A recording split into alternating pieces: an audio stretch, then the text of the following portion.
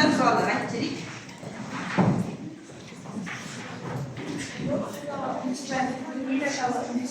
Халық саны шамамен 4 миллион адамнан асады. Жақсы. Үндістанның демографиялық мәселелеріне келетін болсақ, халықтың тым көп болуы және кедейлік, жұмыссыздық. Үндістанның саясаттары туу көрсеткіштерінің төмендеуі, халық санының реттеу саясаты. Үндістанның қолданылған шаралары халыққа түсіндіру жолдары, медициналық кеңестер. Үндістанның нәтижесі туу деңгейінің төмендеуі, халық өсімінің баяулауы. Болашақта халық саны тұрақтанып, өмір сүру деңгейі жақсарады. Қараңыздаршы балалар, Үндістанда қандай саясат? Отбасын жоспарлау. Бір отбасында 2 бала. Енді осындай қарқынмен өсетін болса, олардың халқының саны азая ма? Азаймайды, көбейеді. Яғни Үндістан қазір халықтың саны Қытайдан да асып кетуі мүмкін, мынандай немене өсіммен. Сондықтан бұл жерде бізде демографиялық жарылысты көріп тұрмыз. Ал енді халық өте көп болса не болады? Халық көп болса қандай мәселе туындайды?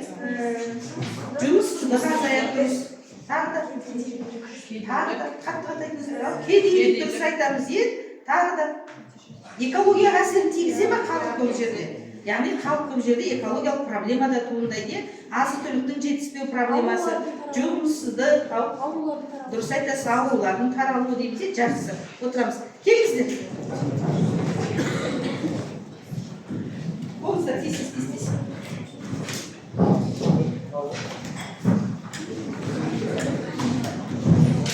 Киіз үй ел моделі Қазақстан. Және Қазақстанның демографиялық проблемалары мәселелері қандай екен? Ең бірінші, Қазақстанда 20 миллион халық бар.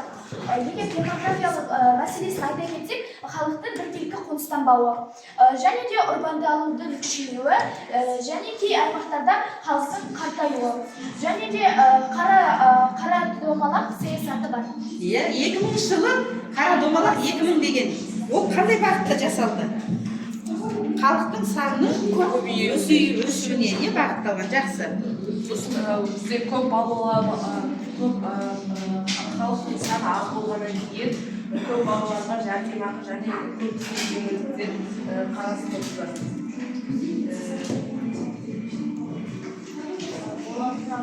Халық саны әрі бала көбейеді, бірақ сыбаналы жоғары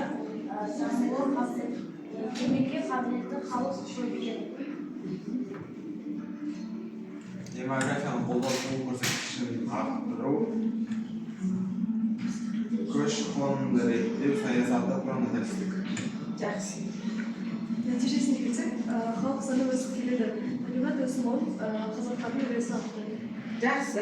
Қазіргі кезде халықтың саны өсіп келе жатыр, қазақтардың саны қайтты. Отырыңыздар. Өте көбейді, бұрынғыға қарағанда көбейді. Балалар, енді сіздер залдарыңызда жұптық жұмыстың тапсырмасы тұр. Иықтас жұптар бірігіп отырып орындап беріңіздер. Дәптерлеріңізді ашыңыздар да халқысының саны көбейді. Біреуіміз жазыңыздар, біреуіміз қатара кесіп беріңіздер.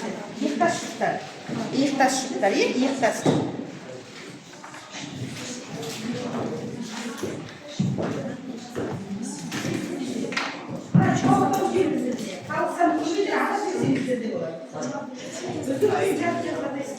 Халық сирек қоныстанған елдер, ұзақ жасайтындар. Содан кейін карталарыңызға салып жүресіздер. Кесім карталар.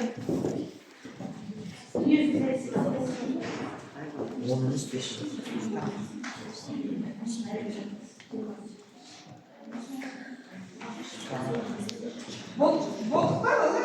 Тез.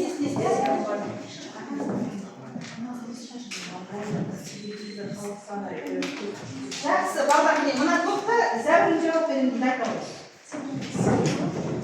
Халық саны көп Қытай, Үндістан және Монғолия жатады. Монғолия халық саны көпке жетті ме? Жоқ, халық Қытай саны мен Үндістанды айтайын, жақсы. Халық сирек Үндістандар Монғолия. Монғолия жарайды, жақсы, бір мемлекет болса да, мысалы, Ұзақ уақыт жасайтын. Жапония, жақсы, келесіне. Жапония, өмір сүруі төмен нигер шат ал ер адамдар үлесі көп бізде Пакистан мен Катар. Үндістан. Сіздер шал жеріңіздер е? Сіздер топтарыңызда кім аташай? Халық саны көбі Үндістан, Қытай, ақш, Индонезия, Пакистан. Халық саны Сирия, Монголия, Исландия, Австралия. Ұзақ жасайтын ел Жапония мен Сингапур. Өмір сүру төмен елдер Чад пен Сомали. Жақсы. Ер адамдар көп Катар, Біріккен Араб. Жақсы. Қарап отырсаңыздар, Біріккен Араб елдері, Катар, Үндістан жақсы. Тағы сіздерде сіздерде дайындар ма? Айта қояды. Халық саны көп елдер Қытай, Үндістан, Индонезия, ақш. Халық сирек елдер Монголия. Халық ұзақ жасайтын елдер Жапония, Сингапур, Монако. Өйткені ол жақтарда медицина жақсы дамыған. Өмір сүру көрсеткіштері төмен. Өмір сүру көрсеткіштері төмен Нигерия. Ал ел адамдар басым ел Катар мен Араб. Ер адамдардың басым ел, жақсы. Сіздерден бір иқташықтар, орындап айтыңыздар, сонда халық саны көп елдер Қытай, ақш, Индонезия, Пакистан. Халқы сирек елдер Монголия, Австралия, Канада, Намибия. Ер адамдар саны басым елдер Катар, Біріккен Араб Әмірлігі, Кувейт. Өмір сүру көрсеткіші төмен Чад, Сироз Леоне, Орталық Африка Республикасы. Жақсы, өте жақсы. Енді келесі балалар, білімімізді біраз кейінгіз берейік. Балдарыңызды кейінгіз берейік.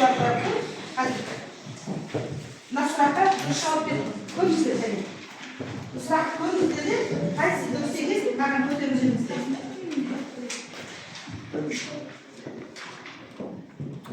Жақсы. Барлықтарыңыздікі дұрыс жауап көрсетілді. Дұрыс көрсетілді. Келесі.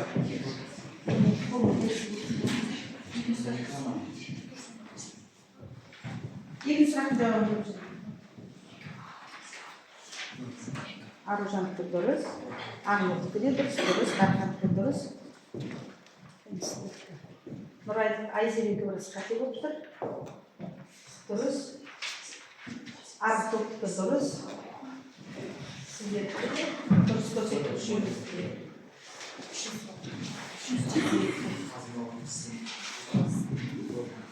Үшінші сұрақ шықты ма? Жоқ.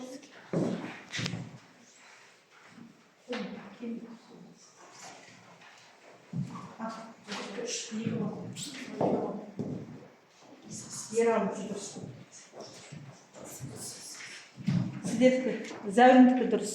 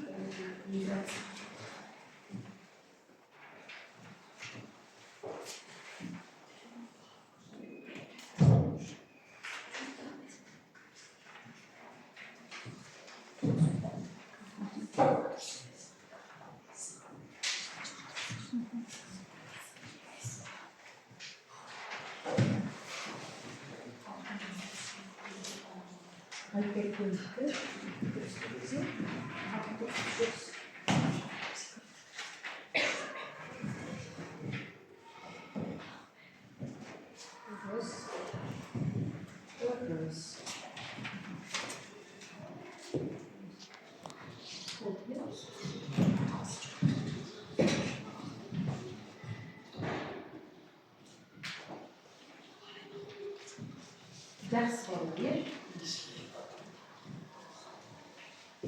Жақсы балалар, иә? Білімдеріңізде тақтадан көріп тұрсыздар. Балалар, енді бүгінгі сабағымызды кері байланыс жасап жіберейік.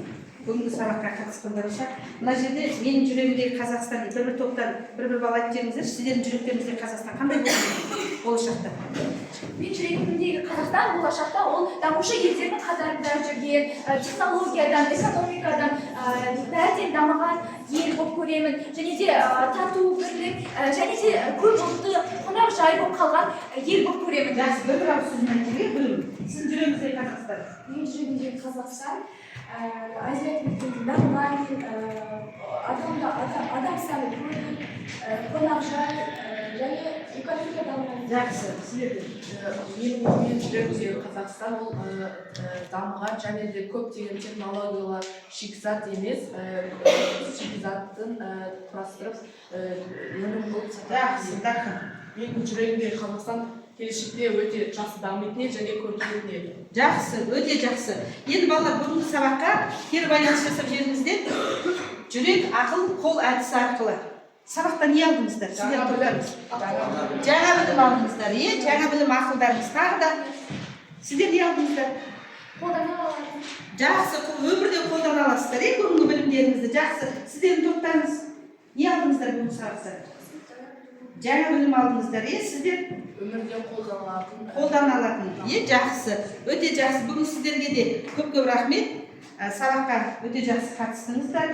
Өз деңгейлеріңізде білімдеріңізді көрсеттіңіздер. Енді топ басшыларыңыз бағалап беріңіздер. Айзере, тобыңызды бағалап. Нұрай мен Әнәкеге тақтада шығып, топтық жұмысты жақсы атқарғаны үшін 9 балдан қоямын.